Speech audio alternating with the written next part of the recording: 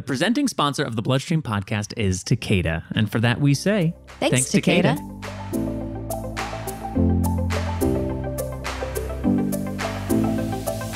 Hello, and welcome to the BloodStream podcast, episode 36, May 20th, 2019. I'm Patrick James Lynch. And I'm Natalie Lynch. On this episode, we discuss transitioning into adulthood as someone with a bleeding disorder during our comment segment, connections between child anxiety and school absence during our like segment, and Jerron Hill shares his personal experience with hemophilia during today's share segment. Plus, positive psychology and cognitive behavioral therapy expert Dr. Galen Cole joins us for the interview segment.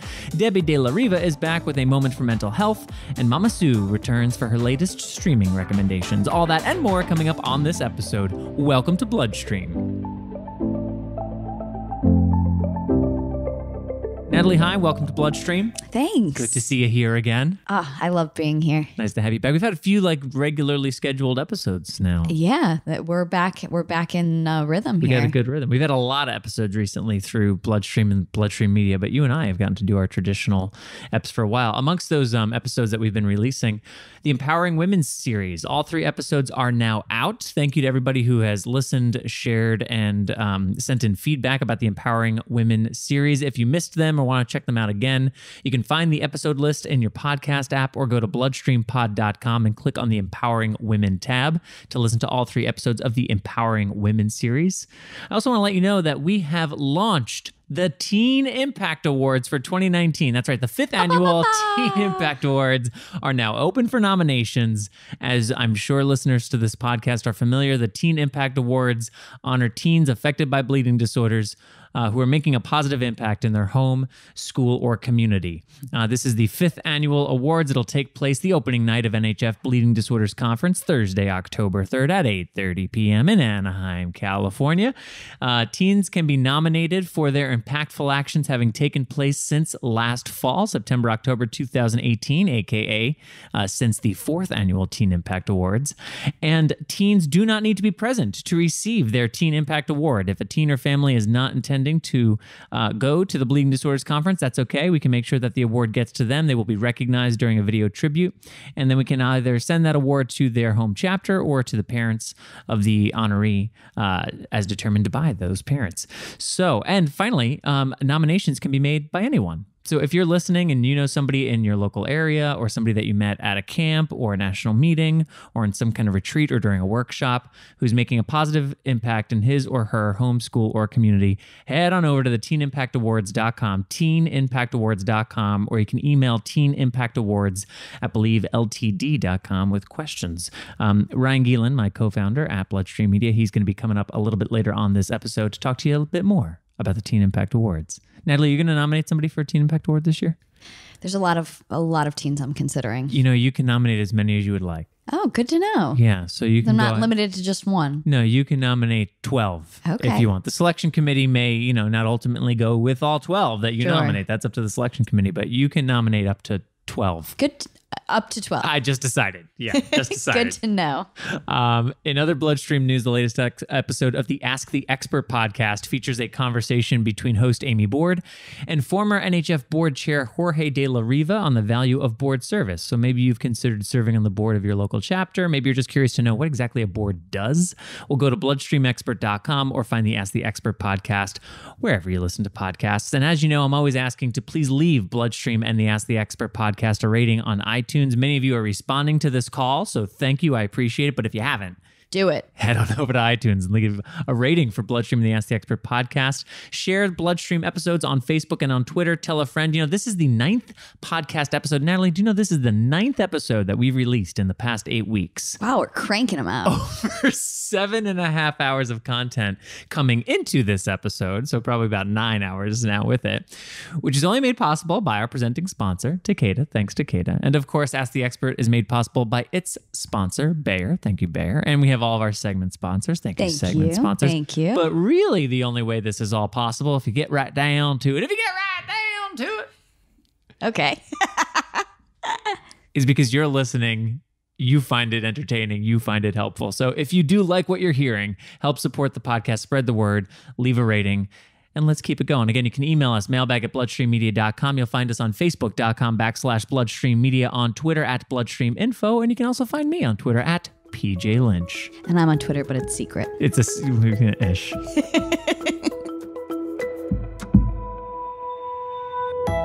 The Bloodstream Podcast, episode 36, like segment, child anxiety may factor into school absences. But I have to tell you first that the segment is brought to you by the Teen Impact Awards. I don't know if you heard about this like 30 seconds ago, but the 5th annual Teen Impact Awards, it's held annually on opening night of the National Hemophilia Foundation's Bleeding Disorders Conference, and it honors leaders of the future by recognizing teens affected by bleeding disorders who are making a positive impact in their home, school, or community.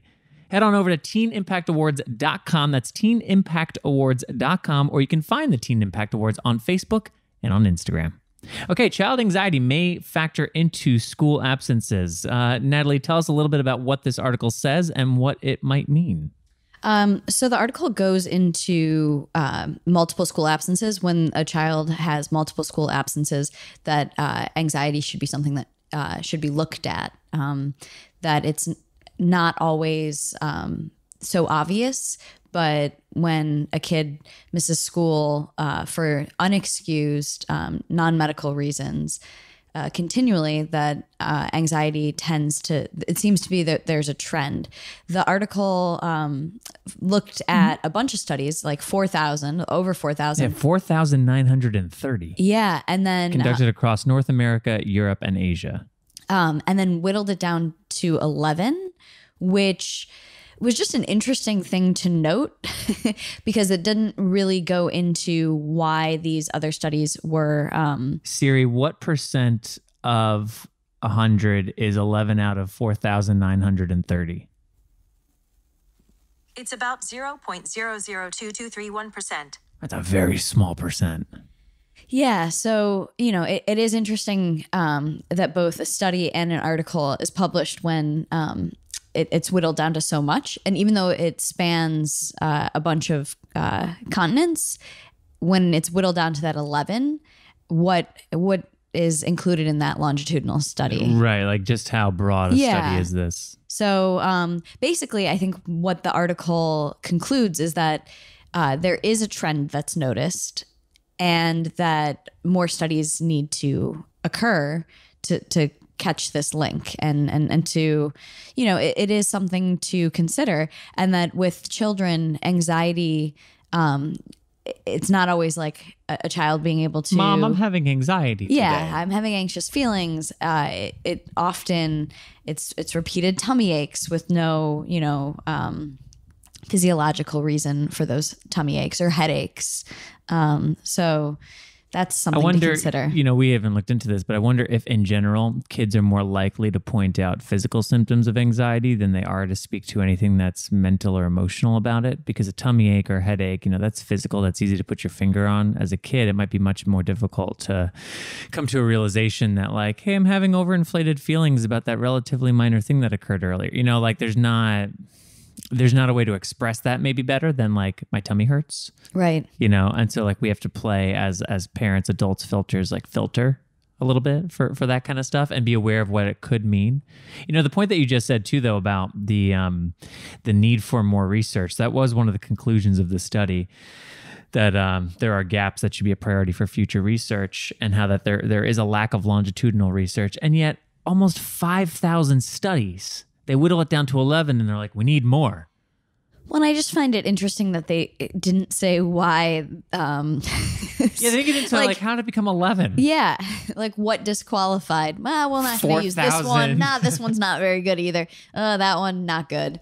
Somebody had a lousy job. What was the criteria for that? So it's interesting, and I think it's important when you're reading any study to look at the numbers. And there's always if it's not listed as in the article, embedded in the article, you can Google and find the abstract and the full research paper for these studies. So sometimes the articles that are in Psych Central or Psychology Today, it does behoove you to kind of look a little deeper before you take it as the word. We were talking about this a little bit yesterday in prepping for the podcast, how sometimes we hear about things that are quote unquote new, or there's new studies that are bringing to light a piece of information, and maybe the information is new, or maybe we're just now aware enough to look for it or to study it. There might not be a rise in child anxiety, but it is interesting if you Google child anxiety and just hit the news thing. There's tons. I mean, it seems like every day there's articles being written about child anxiety. Is it that much more common than it was 3 or 4 decades ago? I don't know. Maybe. We certainly know to look for it more than we did then. And we are aware of some trends to pay attention to and some correlations between, what might be mistaken as a tummy ache when it's actually a physical symptom of anxiety. So that's something I'm curious about, is like, how much of this is new? And how much of this is just us knowing what to look for, how to look for it, and starting to answer some questions that were previously unanswered. Not to get too granular, but the study gets into unexcused absences and a particular correlation between unexcused absences and anxiety, as opposed to excused absences or absences as a result of mental distress. Like, it gets into some subcategories, but apparently there's a gray area of unexcused absences that anxiety seems to have a particular common appearance in. So sure. And I agree with you. I don't know if there's an increase or if there's just a greater awareness, which is great. And May being Mental Health Awareness Month, it's just good that our national consciousness is looking at mental health in general and mental health of children. Like, let's nip this in the bud so that we can give children coping mechanisms so that they become adults with a strong tool bag to be able to navigate their mental health issues. In the same way that they navigate their physical health, their bleeding disorders health, whatever else, just equip them with the coping mechanisms and the education necessary to take care of themselves. And I'm glad you mentioned that May is Mental Health Awareness Month, and we obviously do a lot of mental health related content here on the BloodStream podcast. But one thing, obviously it's a cheap callback as the sponsor for this segment is the Teen Impact Awards. But one thing that I do truly believe in is you can't always remove challenges or remove the negative, but you can add a little more positive. You can add some incentive. But if you do know of a teen in this community, a high school or middle school age teenager affected by a bleeding disorder who's doing something great, maybe they're facing anxiety that's a little bit troublesome, but if we can at least recognize and honor them for something great they're doing too, I like to think that helps. For sure. So if you know of somebody who could benefit, go over to the teenimpactawards.com. So anyway, I've made my piece, teenimpactawards.com to celebrate and honor those who deserve it. And if you're interested, we'll have links to this article in the program notes, as well as in the article, you'll find links to the study itself if you want to get real nerdy with a couple of hours over your weekend. Thanks, Natalie. You're welcome.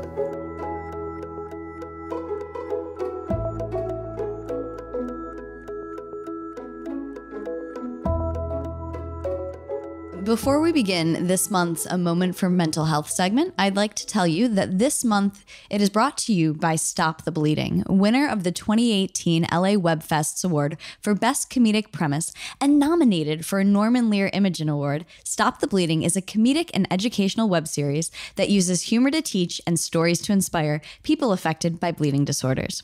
From the importance of advocacy and prophylaxis to the effect of a bleeding disorder on siblings and family members, if it's a topic of importance to the bleeder community, chances are Stop the Bleeding has it covered.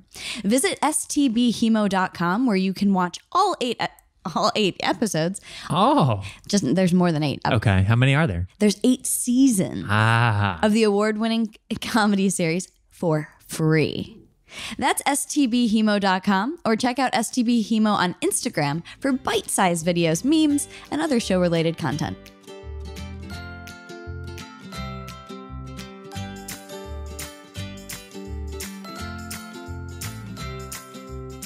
Welcome to our segment on mental health. My name is Amy Board, and in celebration of Mental Health Awareness Month, which is the month of May, we have a very special guest with us here for this segment. Ray Stanhope is a member of the community, and we are so excited to have him here to share some of his experiences with depression and his mental health struggles. Ray, welcome. No, thank you very much. So tell us a little bit about your background and how you are connected to the community. Background, I grew up as a military brat, connected to the community. I have severe factor 9 deficiency, or hemophilia B. And you spoke a little bit about your experience with depression and mental health struggles at a conference last week. Can you tell us a little bit about that and what you shared with that community? Sure. It was a local wellness program put on by the Gulf States HDC.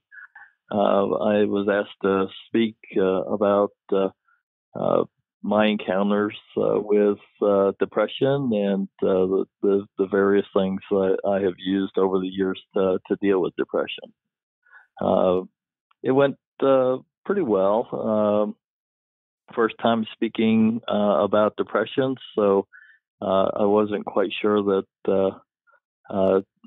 I had everything I wanted to say lined out, but went pretty well. And what was your experience with depression like? How did it manifest? And what were some of the words that you have put to it over the years as you've struggled with it? Mostly I describe it as being in quicksand, where you just feel kind of overwhelmed and incapable of moving in each direction without being sucked in further. As far as dealing with it, certainly I've had several occasions where I've actually used medication to deal with it. I also have found doing a group setting, support group, and also I've found that a certain amount of physical activity also helps me with dealing with depression. Have you experienced depression many times in your life? Yes, I can do a look back and probably spot some times in my childhood that I had some depression. Could not put a name to it then, but certainly when I was first diagnosed with HIV, that triggered my first bout with depression, that I was actually able to put a name to what was going on. For our listeners that are maybe trying to put words to what's happening within them, what advice can you offer them if they are struggling, if they are feeling hopeless, if they are feeling like they are in quicksand? What is some advice that you can give them? Well, certainly being aware of that you're not feeling normal about what's going on. And then having a support group, however the individual might define that, it could be close friends, could be family members, anybody they feel comfortable in sharing information with. They certainly should do so.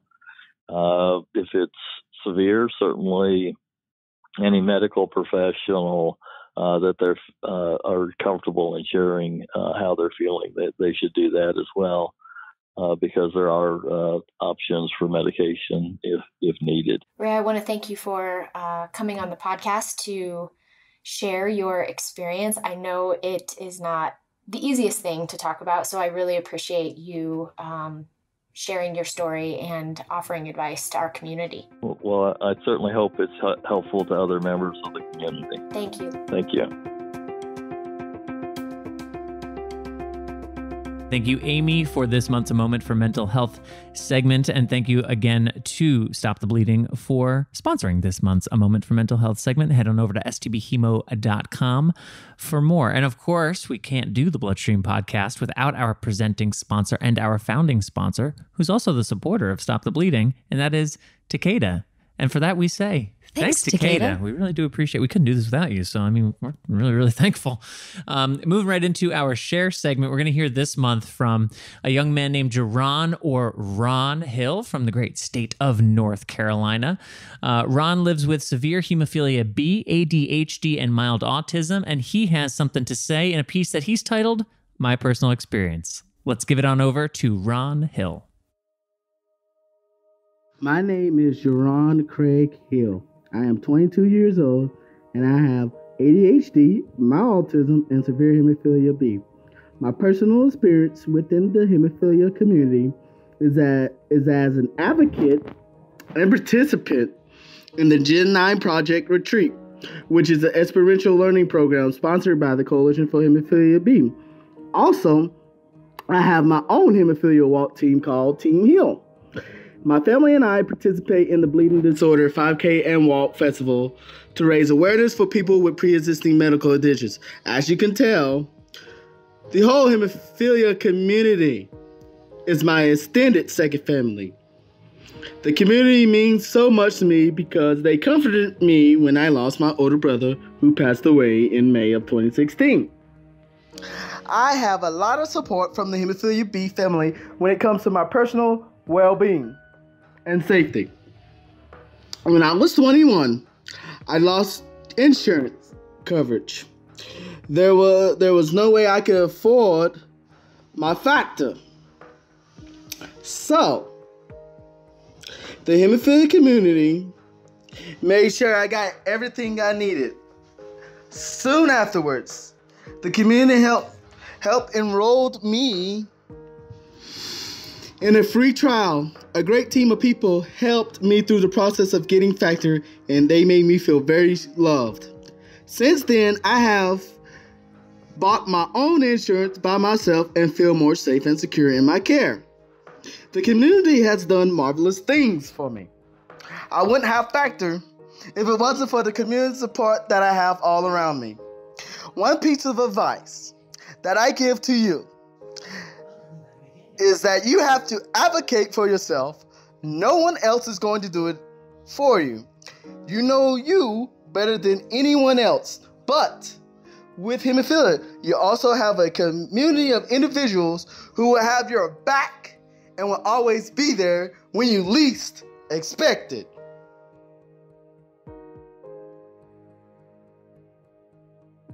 And now for the episode 36 comment segment, a comment segment that's brought to us this month by Breaking Through, the musical and art therapy workshop brought to you by Believe Limited and BioMarin. You may have heard about Breaking Through's workshop and staged performance of Hemophilia the musical last fall. You may have heard about the soundtrack release on World Hemophilia Day on SoundCloud, Spotify. It's in a few places if you look up the Hemophilia the musical soundtrack. Only look it up if you're ready to have tunes stuck in your head all day. They're very catchy. That is true.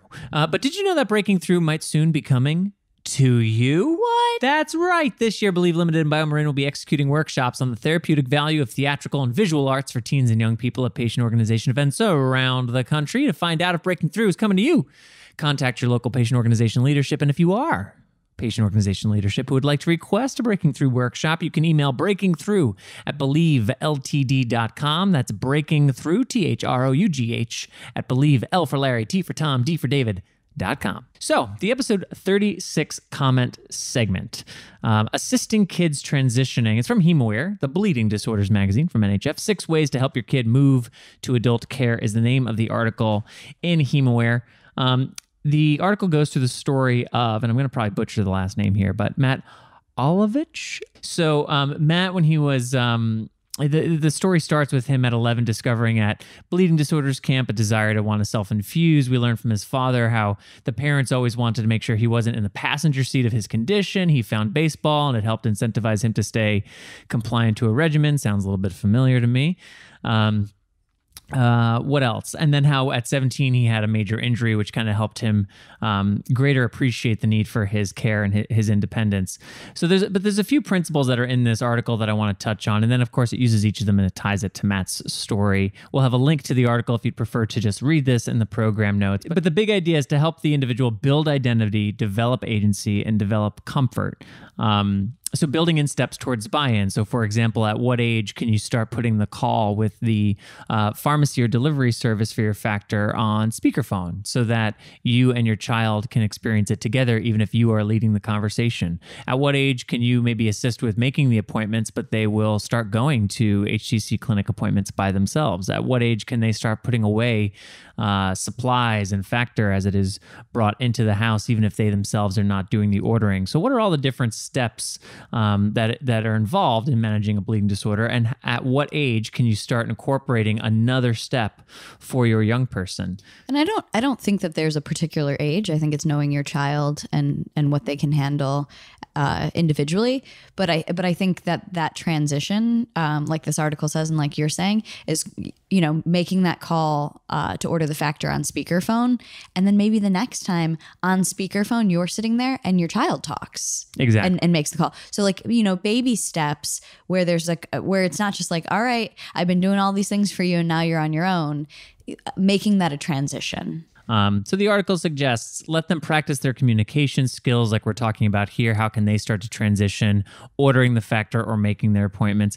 Talk about transition milestones well ahead of time. This is just a good thing to do for oneself. You know, it's just like prepare for transitions.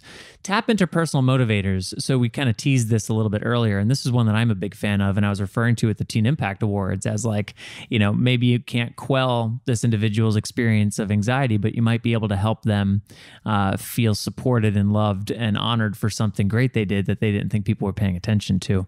In the same way, what are ways that you can excite a young person or yourself? Again, maybe we're talking about you, to help you stay compliant. So because it's a low-hanging fruit example, in Bombardier Blood, we go through how baseball really was the thing that helped Chris Bombardier develop a prophylactic routine, help him cope with his needle phobia, help him develop a good self-care practice. And then when baseball went away, those practices started to slip until he found something else that gave him the right motivation, the right incentive. And when parents will ask me sometimes, you know, my kid really wants to play basketball, or my kid really wants to do something that's a little bit on the edge, you know, what do you think? Of course, I always give the appropriate disclaimers. I'm not a doctor. I can only give you my experience, But what I tell them is like, my mom negotiated with me about if I wanted to go play basketball, she would kind of like run down the checklist of what that would mean for me and made sure I was very clear that I was putting myself at risk, that my ankles were compromised, that I could experience bleeding. It could lead to long-term like she would literally sometimes to a sitcom comedy like level, as you know, my mom. Hi, Mom. She would just spell it out. And I really appreciated that because she didn't take the choice away from me. But she made it very clear what the potential risks were and what the cost benefit was. But I also, that was my motivation to like want to live a full life. As soon as I was over my inhibitor and on prophy, like I'm enjoying doing this stuff. So even if it hurts me a little bit, like I haven't gotten to do this for a very, very, very long time. So anyway, a little bit of a digression, but finding that personal motivation, finding that reason to want to stay compliant, adherent to your regimen. And like you had said too, the identity piece, making sure that your child, your teen who's transitioning does identify as a human with a bleeding disorder, so that when they go to school, that is a strong part of their identity to stay adherent to their self-care program. Something that I thought was really interesting that the article pointed out, and we both individually kind of flagged this, was this point here: let your children's trusted friends get to know you. And Matt's father, Ken, who's a pharmacist too, he mentions, I want to make sure that my kids' friends are comfortable in picking up the phone and calling me. And I'd never really thought about that. But that's that also feels like a smart parent move, bleeding disorder related or otherwise. Yeah, be the parent that other kids would want to call if like stuff's going wrong. Because I want that phone call, right? If I'm the parent, I want you to call me. I want to help. I don't want you to do something stupid to get yourself out of something even, stupider. Well, and with your kids being away at school, getting to know the people that they're spending time with who are their support team away from you. For sure. So, that if something, God forbid, goes wrong, that those people feel very comfortable, know your name, know your phone number, to reach out to you as a parent to, I think that it's incredibly smart. And you made a good point in there too, which the article also touches on, which is that for the parents, like this is a transition for them as well. And your child, and Ken's point, and Stephanie made this point too, actually, Stephanie Lapido, who's the executive director of the Hemophilia Association of New Jersey. We did a project with young adults and Stephanie last year, and she had said to me at some point, I thought this was very wise, I don't so much care that they connect with the chapter as I do that they're connecting with each other. And Stephanie's point was, I don't need the chapter to be like their beacon and their lighthouse, but I just need to know that they have a support network, that as they're moving through the world, they have one another, they have something. And I thought that was a very mature point of view. And Ken, Matt's dad, in this article kind of reminds me of that when he talks about being someone that those kids can pick up and call. Your child or the young person still needs a support network, but you as their parent your role in it is changing. Right. And there's you have to also recognize that as part of it and try to clock where that might be the driver of some of your behavior or thinking. And maybe it's not about your child's transition. Maybe part of it is about your transition, and have the discipline to separate those two thoughts out and treat them each for their individual merits. Cause they're both both things are true. That kid's transitioning and you have to get used to you're going to have a different relationship to your kid. And as a kid, and when you experience that with your parents, as you go into your 20s and then into your 30s and get married, your relationship with your parent just keeps evolving. Sure. And I don't know, I think sometimes parents don't realize they have to evolve with it too. Well, and sometimes the child is super ready for the transition and the parents not. I mean, when I was a nanny and watching parents drop their kids off at kindergarten for the first time, some of these kids were ready to launch and it was the parent being like, one more hug, please. And it was well, that's when the kid's getting upset because you've just called them back. They were totally engaged and having a fine time and you called them back for your own needs. So, it is these transitions where there's two sides to the transition. So, and the article does a great job of touching on both sides. Last point in summary, and then we'll get going here.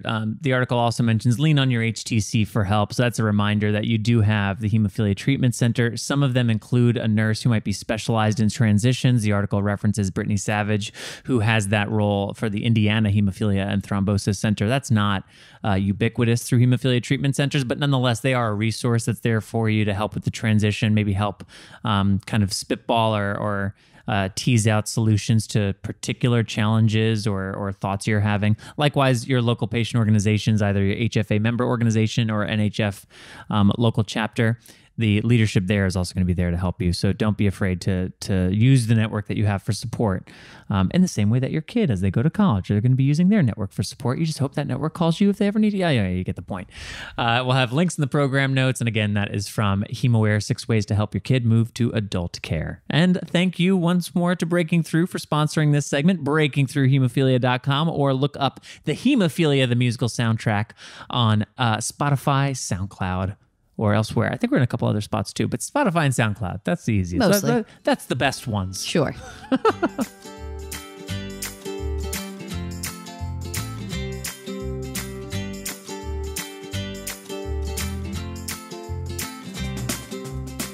This month, we have an exciting interview with Dr. Galen Cole. But before we get to that, I would like to let you know that today's interview segment is brought to us by the Empowering Women series.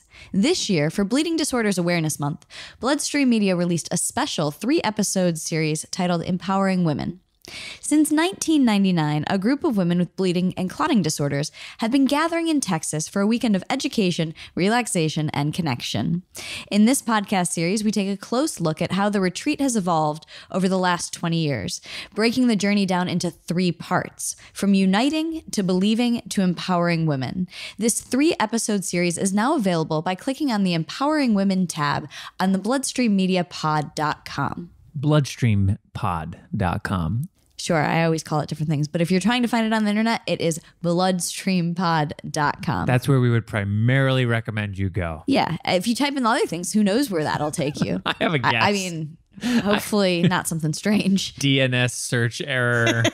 This domain's available for $50 million. I want that job where you just squat on domains and you're like 50 grand and cross your fingers. I guess it's working for some people. For some people, yeah.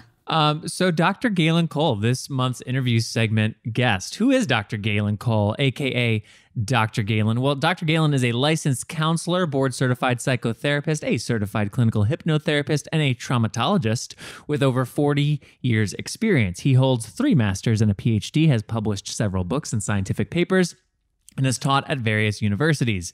In addition to his practice, his research, writing, and academic work, Dr. Galen has also been on staff or consulted with the World Health Organization, the United Nations Children's Fund, or UNICEF, the Navajo Nation, China Centers for Disease Control, and the U.S. Centers for Disease Control, where he served as a research psychologist and director of research and evaluation activities for various departments. Lastly, he can be seen on the Learning Channel, TLC's television show, The 7 Little Johnsons. And he's been married to his wife, Priscilla, for 43 years. They have 5 grown children and numerous grandchildren. So I asked Dr. Galen to come on to discuss cognitive behavioral therapy, or CBT, which we brought up on a recent A Moment for Mental Health segment, and to speak more broadly about what's known as positive psychology. Dr. Galen is clearly an expert who shares a wide range of information about positive psychology, CBT, and much more. So let's take a listen to this month's interview with Dr. Galen Cole.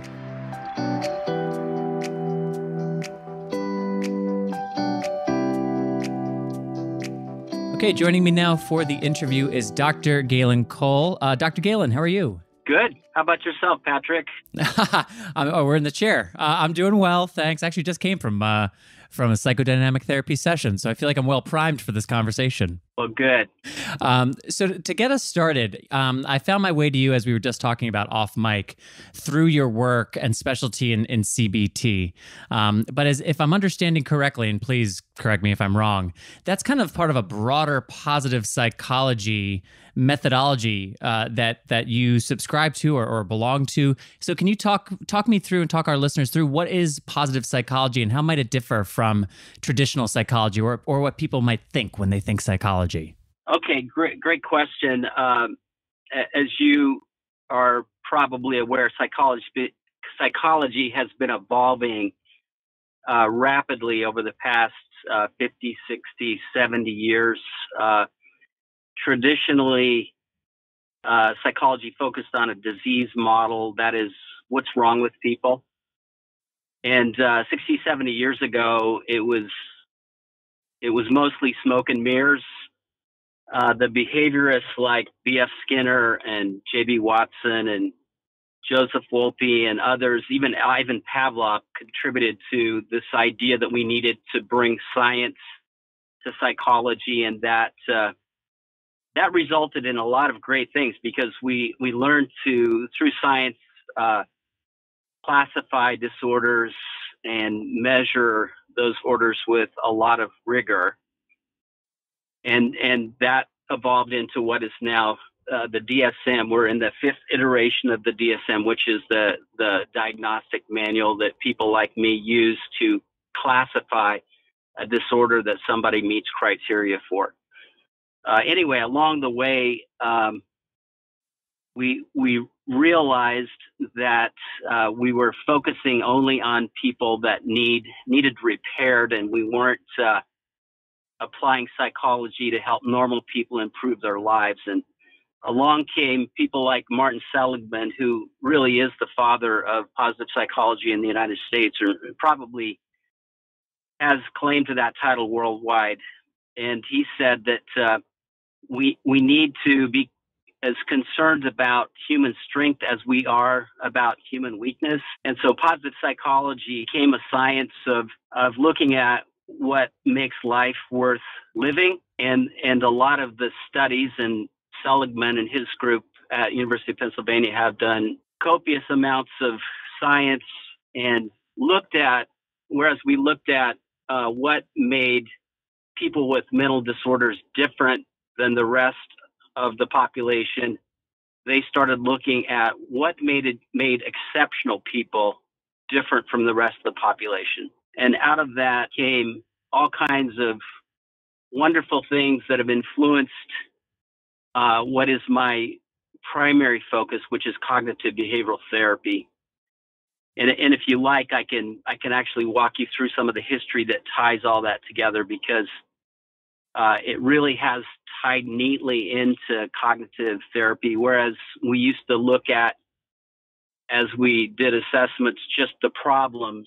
We're now looking at life satisfaction, well-being, self-esteem, self-confidence, and variables like those. I think a lot of people listening to this podcast will appreciate that. We talk often within bleeding disorders about the value of the integrated model and what comprehensive care means when it comes to managing and optimizing your quality of life when you have a chronic condition. So I think there'll be a lot of appreciation for what you just said. And to answer your question, yeah, it would be great to hear a little of the history behind how cognitive behavioral therapy was developed out of this school of thinking? Because it does seem like cognitive behavioral therapy is something being discussed more and more often in 2019 than perhaps 5-10 years ago. So that history would be very valuable. So just as a kind of a 50,000-foot view, cognitive behavioral therapy the acronym is CBT, and it's really an umbrella term that refers to psychotherapies that focus on how beliefs and thoughts impact how we feel and what we do. And at this point in history, we're in the third iteration or the third wave of what I call the cognitive and behavioral movement. And that movement started in the mid-50s with Albert Ellis, who created what's called rational motive therapy. And Ellis was a genius. He was top 10% of Mensa and kind of an unusual kid and loved to read about ancient philosophy, and his favorite philosophy was Stoicism. And he took a lot of the ideas from Stoicism and built the foundation of what was rational motive therapy that became cognitive behavioral therapy. So just as an aside, something that's trending in businesses across the country and in professional athletic circles like the NFL is Stoicism. A lot of the famous Stoics, Marcus Aurelius, Epictetus, wrote down their philosophy, and those have been resurrected. So many times people that come to me for CBT also have kind of an introduction through Stoicism, and they see the connection, and that really provides a foundation. Whether you're starting with CBT or starting with Stoicism, you can make the connection and get lots and lots of rich wisdom from thousands of years ago. So all of that is to say, even though I'm going to start in the mid-50s, this is an ancient philosophy that's benefited from the science over the past 65, 70 years. In the mid-50s, along came Ellis, and he started this rational motive therapy and was also able to benefit from behaviorism, which I mentioned earlier, which really emphasized science. And then about 3 years later, Aaron Beck at University of Pennsylvania created what was called cognitive therapy. And if you put them side by side, it's like looking at a Big Mac versus a Whopper. They both have meat, buns, tomatoes, lettuce, pickles, but they call them different things. And so the emphasis of that second wave CBT, or cognitive therapy as it was called at the time, was the idea that people had these distorted beliefs, and that whenever they were activated by some type of stress and illness, somebody cuts you off in traffic, you're in an argument with someone you love, we get activated, and we are activated in very oversized ways because these distorted beliefs amplify the stress we're already feeling. And some of those, for example, are most of them are coming out of childhood. But some examples of these irrational beliefs are: I'm not good enough, I'll never be good enough, life must be fair, I must be competent, I must always be upset when I do bad things, and so on. So the idea was, and it was a theory at the time, those distorted beliefs caused us to behave in unhelpful ways. And if we could change those beliefs, we could affect behavior. Fortunately, not long after that, a couple decades actually after that, neuroscientists started demonstrating that practicing thinking in new ways caused a rewiring of the brain because of brain plasticity. So CBT in the second wave kind of benefited from neuroscience and all that we've learned about neuroplasticity, and then took a very large step forward when we joined forces with Zen, which is a particular type of Buddhism, and added the concept of what we call mindfulness. So the third wave of CBT is commonly referred to as mindful cognitive behavioral therapy, and it's a very specific kind of mindfulness. So that's what I'm going to talk about today is kind of how that works. If you're interested, I think that's probably enough history. The point of it is we've got this modern evidence-based psychotherapy called mindful cognitive behavioral therapy, and it's informed by ancient philosophies, Buddhism and Stoicism. And the reason we're probably talking about CBT and you're seeing it all over the place is there's literally been thousands of studies done, random controlled trial studies that demonstrate that it's effective. If you do a baseline on somebody who's got depression, for example, and then you do a standard course of CBT, which is often about 12 sessions, and you do a follow-up assessment, people who get CBT compared to other psychotherapies typically always win. In other words, they get better, they have more positive emotions and so forth. So because of healthcare costs, because science reigns when it comes to healthcare, CBT continues to gain prominence. That's really interesting. It's neat to hear that history from Stoicism and then the benefits of scientific developments, and then another philosophical principle being implemented in this third wave, kind of as mile markers for how it's developed. That's helpful framing and interesting to think about. And it does serve as a reminder that while this might be something that people like me are hearing about more in the last few years, so it feels new, it's actually rooted in things that have been around for a very long time, and it's benefited from evolutions in science and philosophy over time as well. So to your point, yes, it'd be great to hear more about the mindfulness component in particular. And I'm wondering too if this ties together. This might be two separate questions, but you referenced, experiences from childhood, and I was wanting to get into talk of trauma and developmental trauma as opposed to at-large trauma. I don't know how to categorize the alternative, but maybe if you could talk a little about the role of trauma and how cognitive behavioral therapy interacts with trauma as well. Okay, well that throws a caveat in everything. Trauma is, we're still trying to understand it. I guess the thing that, I'm 65 years old now, and if people look back and ask what I contributed, it's probably the fact that I've tied together the three waves of CBT with what's called the trans-theoretical model of mindful cognitive behavioral therapy. That's a mouthful, but in my field, to get prominent, sometimes we have to use mouthfuls. So I've tied the three waves together. I go around the country training psychotherapists to use the third wave. And one of the issues in teaching CBT is it has some weaknesses as it relates to treating trauma. So just kind of in a very simple way, when we're conceptualizing problems from a CBT perspective, the mindful part is, I call it intervention specific. I teach people to be aware of their status.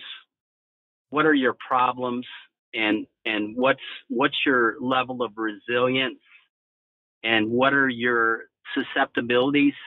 For example, if I asked you, Patrick, what's your status on a scale of 1 to 10, 10 you've never been better, 1 you've never been worse. If you told me, well, I'm a 4, 3, 2, 1, around there, I'm on the lower end of the scale, I would say you probably need to take a nap, shut down for a little bit, instead of going and asking your boss for a raise or having a big argument with your spouse, or doing something like figuring out the problems you haven't been able to figure out up to this point in your life. So being mindful of how you're doing, and the positive psychology there is whereas I used to just ask about problems and all that stuff, we started asking about resilience and really teaching the importance of building resilience and being attentive to whether or not you're resilient or vulnerable. If you're hungry, angry, lonely, tired, sick, you're vulnerable. Take it easy. Don't try to conquer the world. You can build resilience and strength, but it takes time, and you can't run faster than you're able.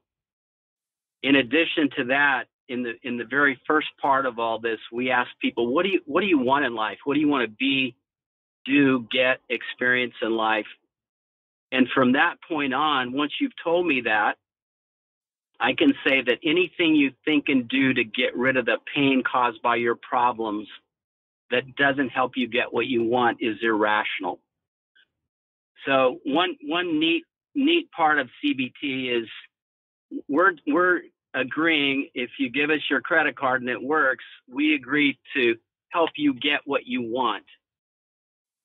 The second part of it, after I've helped you be mindful of your status, and all this is leading to your question about trauma. So we teach people to be mindful of activating events or triggers. I call them problems. And problems are discrepancies between the way you think things should be and the way they are. And a Zen principle that we apply there is acceptance. Accept that life is filled with problems. Accept that you are who you are and you have whatever you have. And as soon as you do that, you quit fighting reality and you start to deal with what is real. And at that stage, we help people start to differentiate between self-induced problems and life events, things we don't have control over. The important part of activating events or problems or triggers is they create stress, which is putting pressure on us. And the moment we experience pressure, our brain does this appraisal. It's called a cognitive appraisal. It asks us, is what just happened to me dangerous? Is it related to my goals? If we answer yes to either one of those, then we go into a second level and we ask ourselves, can I cope with it? If the answer to that is no, we ask ourselves, can I find somebody to help me? If the answer to that is no, then we have this very difficult response. We start to panic. We start to experience lots of cortisol in the blood. Typically, people come to therapists like me when they get to that place where they feel like something's going on, they can't cope with it, and they're hoping that somebody like me can help them. So to just summarize, I'm teaching people to be mindful of how they're doing, their problems, the amount of stress they're experiencing, which is relevant to the entire process. And then this appraisal that I just talked about is where Stoicism and cognitive therapy comes in. Most people aren't aware of the appraisal, and it happens in the context of life experiences. And if we've had some trauma as a kid or even as an adult, when you're activated, that appraisal is very different than it is if you had a healthy upbringing. You didn't have developmental trauma. Your parents knew how to parent. Everything went kind of well. You're not being affected by that. So after that appraisal, whether it's a good, accurate appraisal or one that's very distorted, which is often the case when people are struggling emotionally, people start feeling things. They feel emotional and physical pain. And then they start thinking things and doing things to get rid of the pain. And so we think of this in terms of an ABC model. The A is the activating event, the problem. The B is the interpretation of the event. And the C is the consequence, how we feel and what we think about to get rid of the pain. So positive psychology has added this feature, which is, hey, ask people what they really want in life.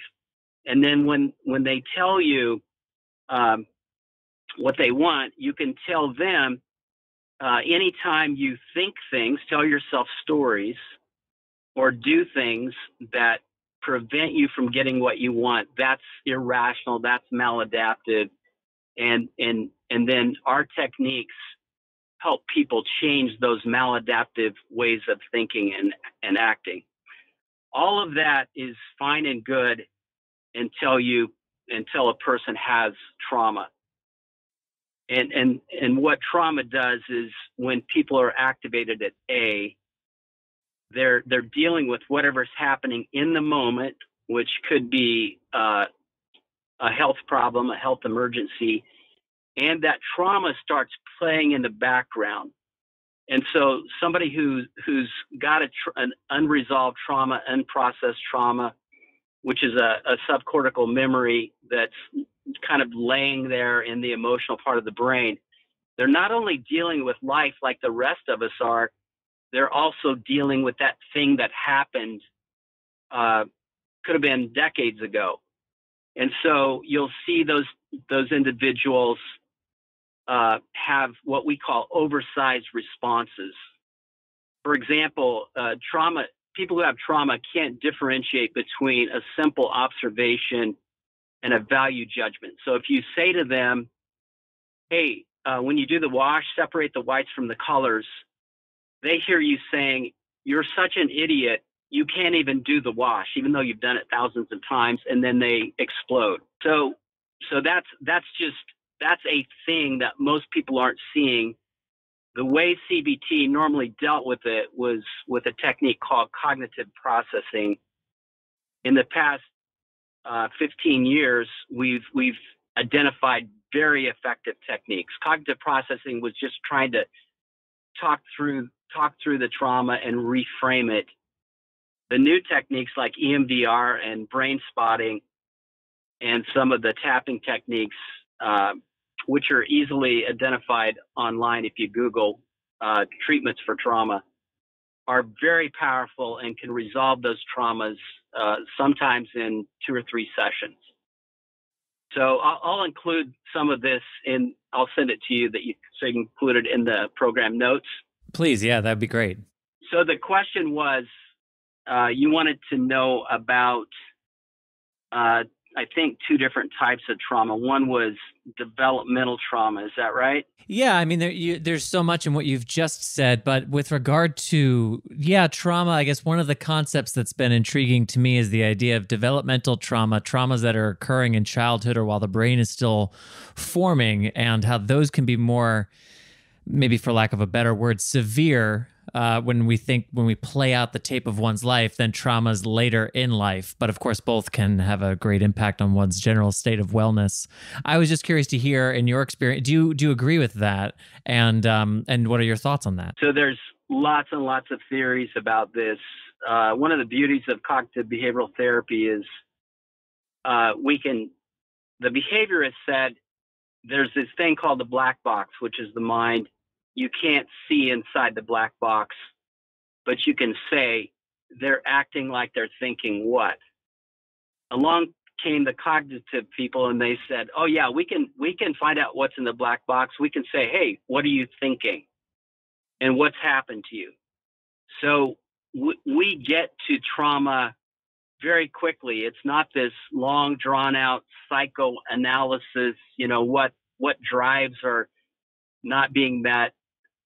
It's through these very rigorous assessments, we can identify symptoms of trauma, flashbacks, nightmares, insomnia, loss of interest in life, anger, all that stuff. And then we can bring these tools to the process or to the problem very quickly.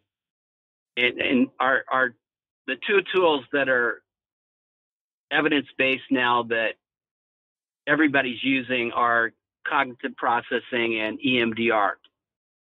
And so all that's to say that there's probably some controversy. If you talk to 10 CBT therapists, you're going to maybe get 6 different answers.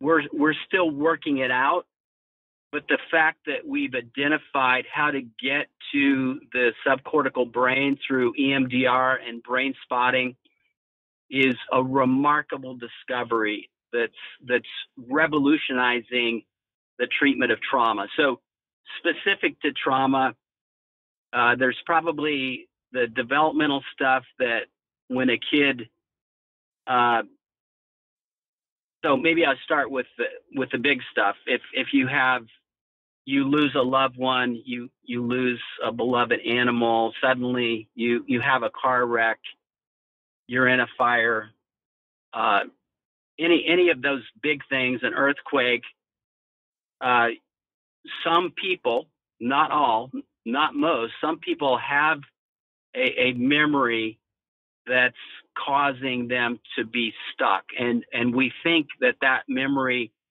is in the wrong part of the brain, probably near the amygdala or the emotional brain, the limbic brain. And so just talking to someone can't access that memory. Through EMDR and brain spotting, you can use the eyes to access, because of the way the optic nerves cross the emotional brain and the proximity there, you can access trauma through the eyes. And you can very quickly get somebody dysregulated around that specific trauma that's been playing for who knows how long, and they can process it very quickly. So I'm losing myself. I might have gone down a rabbit hole. I want to make sure that I'm on track. I think that was very, I mean, that's very, just to feedback what I've just heard, though, that I think is very useful. And it's something that, frankly and honestly, I contend with, is an idea of, is there something affecting me that I don't even consciously understand or recall? Is there something that is buried away somewhere? That's something I'm actively kind of working on and thinking about and curious about. I don't think I'm different from many other people in that way. So that's very interesting. I'm glad you shared that. It's so important that all of my intakes involve assessing whether or not there's an unresolved trauma. And what I've discovered over the past few years, as I've become an expert in this, is that a lot of the people that are showing up with depression, or especially anxiety, who are being diagnosed by psychiatrists and with all kinds of disorders, because a psychiatrist is seeing this cross-section. I mean, they use assessments and they try to get a comprehensive view, but many times they hear about these symptoms and they see this cross-section and they label the person. When I see them and spend time with them, I realize what they're seeing is not an actual disorder. It's simply trauma playing out in the background. And as soon as we go after and treat that specific trauma, all the symptoms resolve. So all that's to say, I'm very excited about the new trauma treatments, EMDR, brain spotting, and I'm excited about the evolution of CBT and how it's incorporated mindfulness. And there's so many good things happening in the field. We've gone in 60, 70 years from kind of smoke and mirrors to really starting to get an idea of what's driving illness and what's creating an optimal life, and understanding how to use very effective tools to take somebody not from just resolving their symptoms, but to a happy, healthy, well state. And that's another important factor in all this, is we've gone from, our goal was, the problem was symptoms and the goal was symptom resolution. The goal now is healing, which is a paradigm shift, right? That is a not so subtle distinction. So I'm curious to know, I was in a room recently with a number of adult men with hemophilia. So it's a group of adult men with a chronic disease, many of whom have other co-infections because they've lived through a time when contaminated blood product resulted in their contracting hepatitis and/or HIV. Some have cleared the hepatitis, some have not, some have lost friends. Most experience some form of chronic pain daily. So this is a population that's tested. And it came up, how many people here feel as though they experience prolonged periods of a depressed mood, and then someone defined major depressive disorder, and how many hands, and still a lot of hands in the air. And then they asked again, how many people here have ever thought about or contemplated suicide in any way? And there were a lot of hands in the air. And I'm curious, you mentioned earlier, you said, I forget the context exactly, but you had said, by the time somebody gets to me, and it made me wonder, where do people usually go before they find their way to you? Your work is clearly very well informed, and a merge of different concepts and philosophies over time, and well tested and articulated and defined. I imagine people struggle for a long time often before they find their way to you. So I guess what I'm driving at is, for that average adult male in that room who had their hand up for any number of those questions that were asked, who are experiencing some form of mental and emotional distress as it relates to their being an adult man with hemophilia and all that comes with it, what would be the most important thing you could say to that person if you had 2-3 minutes of time with them? What direction could you send that person in? I would say I would validate that, wow, this can be tough, and my heart goes out. I know it's hard. It's accepting what you have and saying, you know what, I'm not going to say, yay, I have this. I'm going to say, I'm going to be peaceful about this.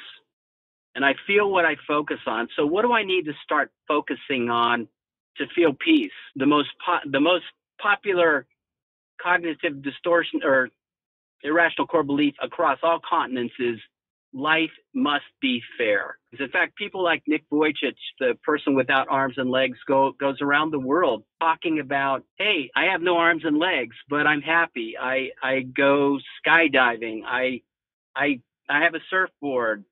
I have a song on VH1. I'm a multimillionaire. I'm married. I've got 2 kids. I have no arms and legs. The point is, if we can accept what is, that's probably one of the most powerful interventions that we have. And then say, you know what? I'm going to set some goals, and I'm going to move towards those goals. And I'm going to change my focus towards whatever I need to focus on to make me feel the way I want to feel. And I want to feel peaceful.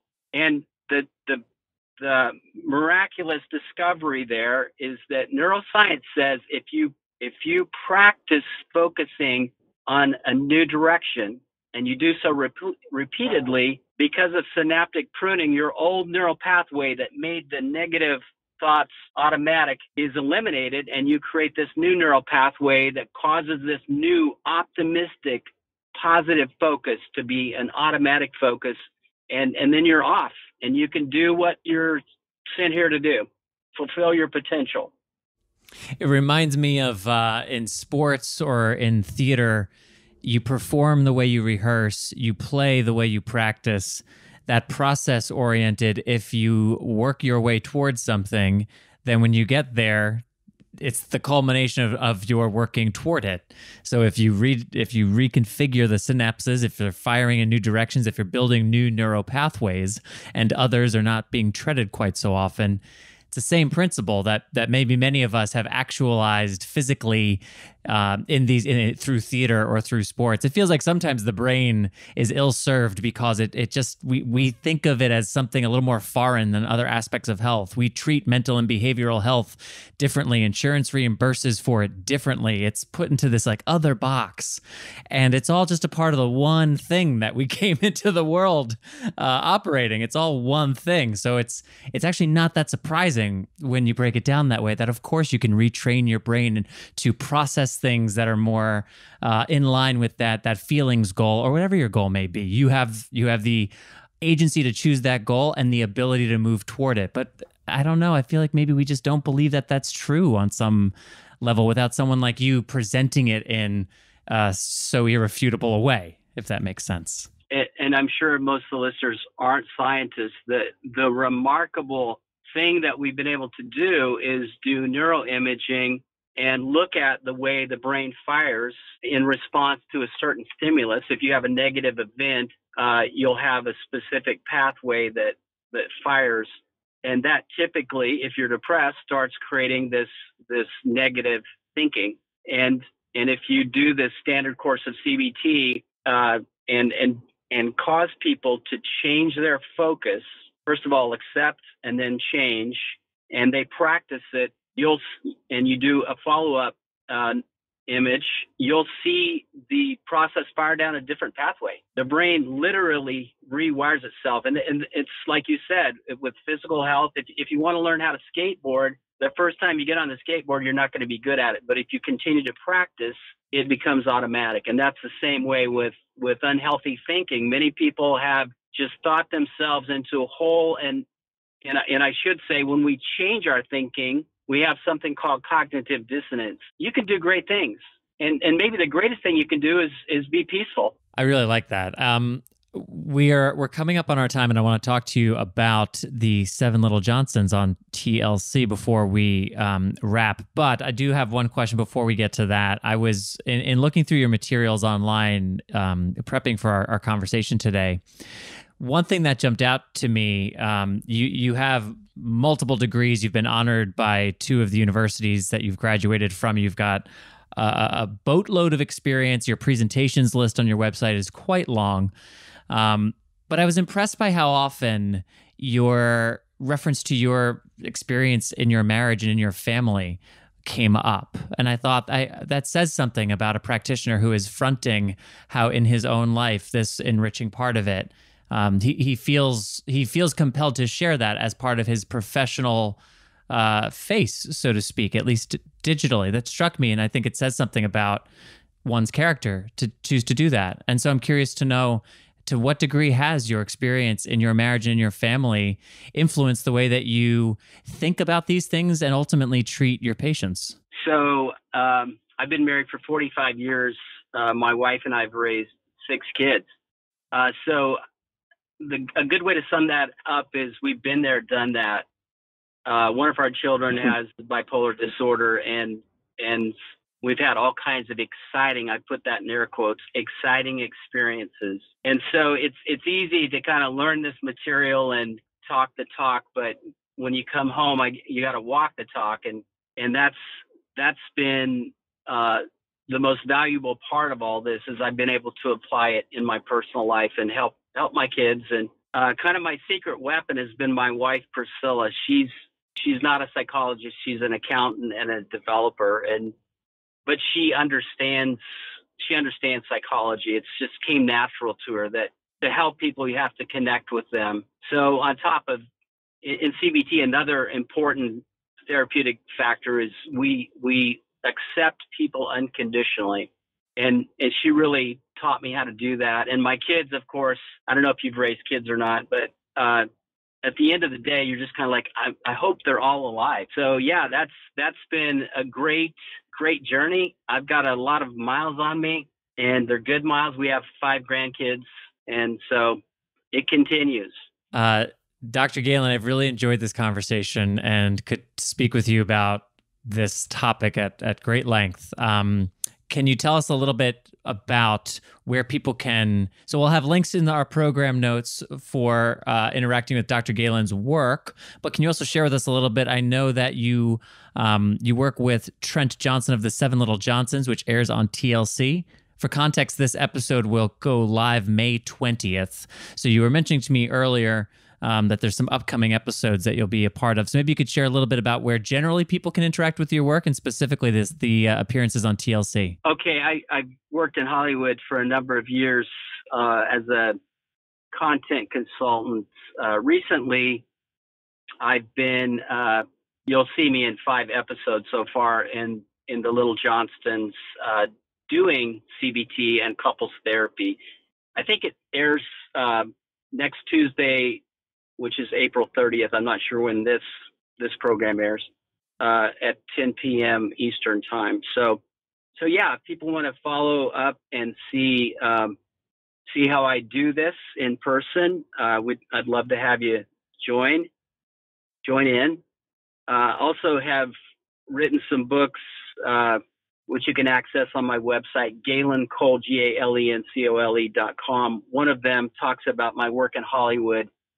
It's called Life Script Restructuring, and it's based on cognitive therapy and how you can use it to change your life script and become a different person. Well, Dr. Galen, again, thank you for the time today. I think a lot of valuable things came up that will be of interest to our listeners.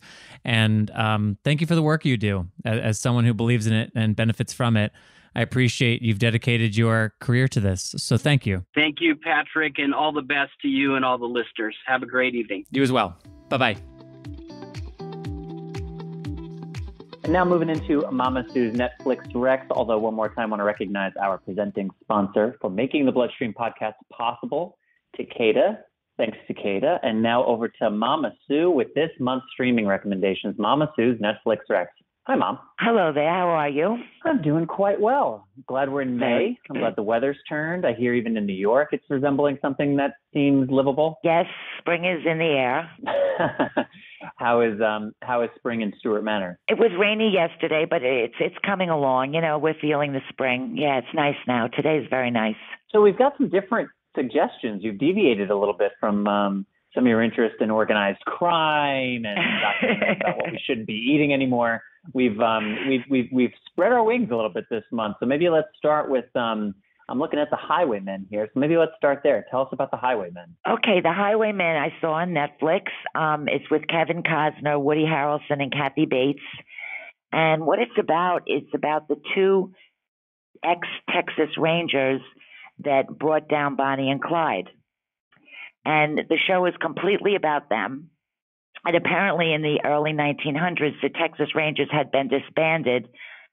Kathy Bates is the governor of the town in Texas, and they were disbanded, I think, because more elite lawmen were being trained, the FBI and elite police officers. And these were kind of thought as just kind of rough country bumpkin types.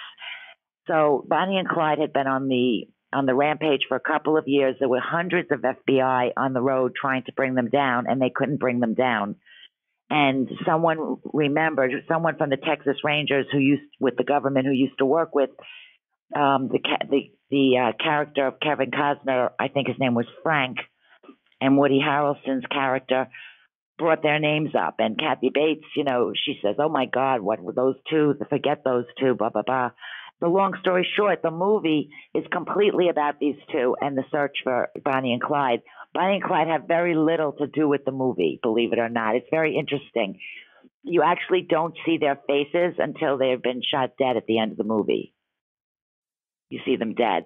But it's just the whole journey of finding them. And like with a lot of people who are criminals, there's a certain element of us who kind of look up to them. And a lot of the general public were cheering Bonnie and Clyde and wanted them not to get caught because they were robbing mostly banks and wealthy people, like Robin Hood types. They weren't going after the poor, and so many people were poor then.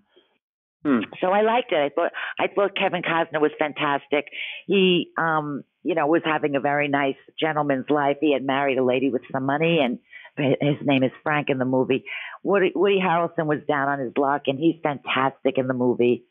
And it's semi-biographical, and I just think people would find it interesting. I did. It's available on Netflix. It looks like it premiered in Austin, Texas during South by Southwest earlier this year, and as of April, it's been now on Netflix. Yeah, those are some, you mentioned powerhouse actors, and Woody Harrelson in particular is somebody that I'm always a big fan of. Yes. Okay, so that's nice, The Highwaymen. And I like those stories that are kind of 1 degree to the side of the story that you know. Of course, I'm struggling to think of examples off the top of my head, but the idea that Bonnie and Clyde are the story engine for why we're meeting these two characters. But these are two characters that otherwise have been lost to history. You would have no reason to know them. I like right, exactly. It's cool when stories kind of just shift the spotlight over 5 degrees, and there's a whole, bunch of stories over here that you had no idea about. Next up, we have the Mayo Clinic. So tell us about the Mayo Clinic. Oh, the Mayo Clinic was very interesting. I mean, I'm sure there's not an American adult in this country and in most other countries that when the Mayo Clinic is mentioned, they're not like, oh, wow, yes, they revere it. We all revere it. It's just amazing, the humble beginnings in the late 1800s. This Dr. Mayo, he was in Minnesota. And back then, there really was no special training for doctors, but he was one of the better self-trained ones. And he was an agnostic or an atheist, I forget which, and he teamed up with these nuns of St. Francis, these 6 nuns, and he wanted to build, the nuns wanted to build a hospital with him, and they raised all the money. Back in the day, I think the land was $7,000 and the building was $40,000, which was an awful lot of money back then. And they built this little 6-bed hospital, and the nurses gave up all their beds. And these nuns were not even trained nurses; they were teachers. So they did the cooking, the cleaning, they took care of the patients, and they had no training. And very few times was there any problems that anyone died. Down the road, as it expanded, they hired a nurse to teach the nuns how to be nurses. But it was just so interesting how this was the first hospital that was open to all people. And you paid due to your ability to pay. If you didn't have money, you didn't pay. And he actually, Dr. Mayo, he mortgaged his house for $600 to buy a microscope for the hospital. And starting back then, up to this day, people come to the Mayo Clinic to observe and learn. And it was the first hospital that had doctors on staff, which I thought was interesting. Because up till then, and even a lot of times today, the more patients you see, the more money you make. In the Mayo Clinic back then and today, all are on salary.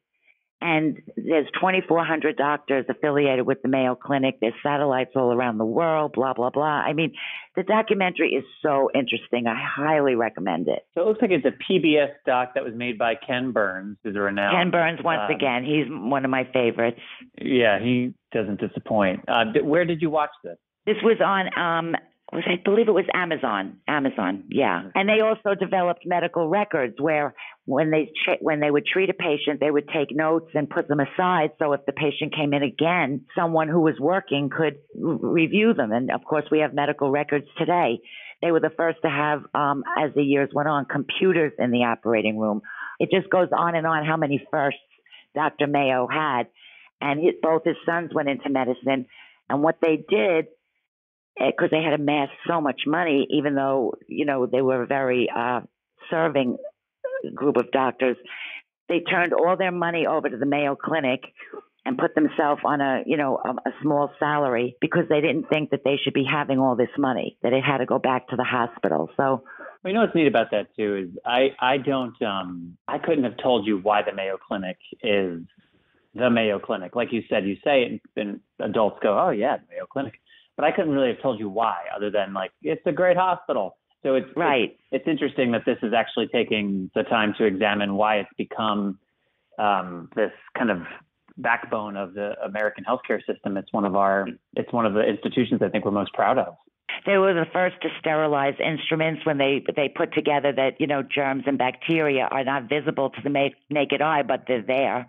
And it's funny because in 1986, this St. Mary's Hospital merged fully with the Mayo Clinic, only in 1986.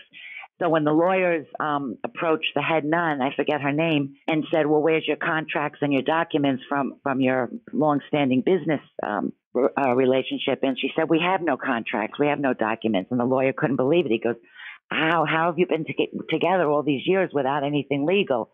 She said, we did it on a handshake. Well, what did you do when there was problems and disagreements? She said, we worked them out. And the lawyer said to her, well, you're going to put us all out of business. And she said, good. All right. Well, then last but certainly not least, the secrets of Selfridges. I know all about this one, but tell our audience the secrets of Selfridges. Yes, because you watched this one with me. Harry Selfridge is an American who in the early 1900s came from very poor beginnings with his single mother, and he was from, I believe, Wisconsin, and he worked for Marshall Fields, had done some business trips for Marshall Fields over to England, which was the main fashion spot at the time, and he decided that he was going to build a department store in England because they didn't have department stores. And back in the day in England, you went to a store not to browse or touch or look. You went to buy something. Everything was behind the counter. You went in. If you wanted gloves were taken from the case and shown to you, and you took those gloves. So he wanted people to browse. He wanted all types of people to shop together. And today, Selfridges is the most famous store in the world. It still exists. And so many things that we do today, as you remember from the show, the customer's always right. That was Selfridge, Harry Selfridge. Every department store you walk into, all the fragrance and makeup is in the front. That was Harry Selfridge. And he was very pro-women. He paid his staff more money than usual so they could live off-site, because most of the staff back in the day, in the early 1900s, were like slaves. They were just living on the property in a horrible condition, so he paid them more money. He had high expectations, but also he was, if you recall, he was the first to put female bathrooms in stores. If you were a woman and you had to go to the bathroom when you were out, you had to go home. Isn't that bizarre? And also back then, women didn't really go out. This was the first time women could go out. Women went out escorted by a man. And it wasn't very often you did go out. So this way a woman could, go out take a bus or have a driver take her to the store and spend the day. He also was the first one to have ready-made clothes. Prior to that, you had to, buy material and bring them to a seamstress. And he didn't have a very happy ending to his life. He got involved with gambling and there's some unfortunate twists in his story. And that was something that jumped out to me, that he kind of revolutionized pre-made clothes, as opposed to, it's such a thing now that, we think about ordering clothes from Amazon based on our sizes. It's so far removed from only 100 years ago, where you purchased the fabric and there was a design and a seamstress was involved, and it was a whole process. So if anyone can get over to England, to Oxford Street, it's still there. You can tweet at us or send us a picture over here at the BloodStream podcast. We'll make sure to feature it. I'll make sure Mom sees it. So we've got The Highwaymen and The Secrets of Selfridges, both of which are available on Netflix. And then the Ken Burns PBS documentary, The Mayo Clinic, which you mentioned is available on Amazon. Yes. All right. Well, those are 3 great suggestions for this week. Anything else you want to let our listeners know before you go? And anything else going on with Mama Sue? No, nothing really. I'm not sure what I'm going to watch now for next month, but I'll try to, keep it diverse. Well, we appreciate it. We appreciate you keeping us posted on what's out there. There's a lot to watch. We can't all watch all of it. So it's good that you're doing some good work out there for us all, Mom. Oh, thank you, darling. Thanks as always. All right. Bye-bye. And now I will kick it over to Believe creative director Ryan Gielen, who will be leading us through a special segment on the Teen Impact Awards, the 5th annual Teen Impact Awards. Take it away, Ryan. Welcome, everybody. You guys ready for tonight? Welcome, welcome, welcome. Good evening, everyone, and welcome to the Teen Impact Awards. The 5th annual Teen Impact Awards honors teens affected by bleeding disorders who are making a positive impact in their homes, schools, or communities. Held on the opening night of NHF's Bleeding Disorders Conference, or BDC, the Teen Impact Awards is proud to honor inspiring community teens and siblings from all across the country. I want to be a part of the end of just childhood illness. This world needs more kindness. I'm pretty sure everyone in this room, or almost everyone in this room, has felt a time where they give up. You're going to get over it. You're going to get through it, and you're going to strive to do the best that you can do. The submission process is fun and easy. Teens, siblings, parents, advocates, chapter leaders, clinicians can all nominate community teens making a positive impact in any of our official categories: academics, advocacy, arts and athletics, leadership, and service. Last year, we honored 70 teens from 30 different states, and every teen who attended was brought up on stage to talk about their efforts to make an impact. I was learning how to infuse myself for the first time, and a couple of my friends were there. They were pumping me up to do it so that way I didn't have to worry about it. The hemophilia community is such a strong and resilient group of people. Don't waste your time sitting around. Get involved. You will not regret it. Teens don't have to attend in order to be honored. We always make the video of the event available afterwards. The ceremony is hosted by Patrick, who you know is one of the hosts of this podcast, and features tons of community guest hosts. Last year, guest hosts included Mountaineer Chris Bombardier, NFL Super Bowl champion Josh Gordy, and members of the National Youth Leadership Institute, or NYLI. So, if you know of teens in your area who are doing impactful work to support their families, their teammates, their schools, their churches, their communities in some meaningful way, nominate them. We want to show the world that bleeding disorders can't hold us back, and we want to honor those teens who are leading by example. The more you share your stories, the more personable you are, and it makes a bigger impact on the community. The people that have helped me have inspired me to give back because I have learned so much and become a much better person and the person that I am today because of this community. We've honored teens who helped younger kids overcome their fear of self-infusing. We've honored teens who got high GPAs while helping their parents launch their first small business. We've honored teens who raised thousands and thousands of dollars for their chapter's walks. If a teen with a bleeding disorder is just out there crushing it, inspiring others, and showing the world what we can do, nominate them. The official website is www.teenimpactawards.com. Just click nominate when you get there. The nomination form is simple and clear. Nominations are open now and close June 28th at midnight Pacific. Questions? Check out our very comprehensive FAQ on the website. I know it's good because I wrote it myself.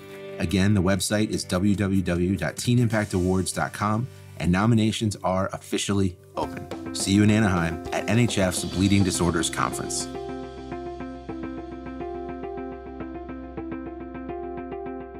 Before wrapping up episode 36 of the BloodStream podcast, as always, we have a parting shot. One last little bit to leave you with. Bleeding disorders related or otherwise.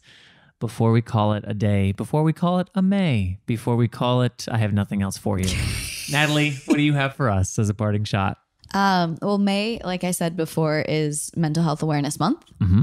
And so I just think it's a really good month to check in and see what you're doing for your self-care, and maybe take a day or, do something that's a little bit outside of what you would normally do. This month, I am returning back to Vipassana for a little tune-up, if you will. I like the way you say I'm returning back. It sounds like an athlete who's like coming back, or maybe I'm just in basketball playoffs mode, but it's like coming back from Cleveland, Ohio. Natalie Rose to Vipassana, 3 days of silence.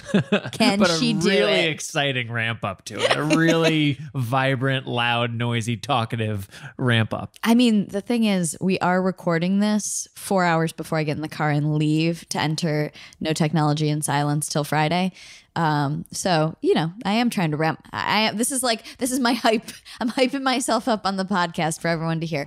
But getting all your talking out. I'm getting all my talking out. But I do think that it is important to do something this month that definitely is checking in with your mental health and just taking an inventory and seeing where you're at and seeing what you could do to maybe be in a different place by next May.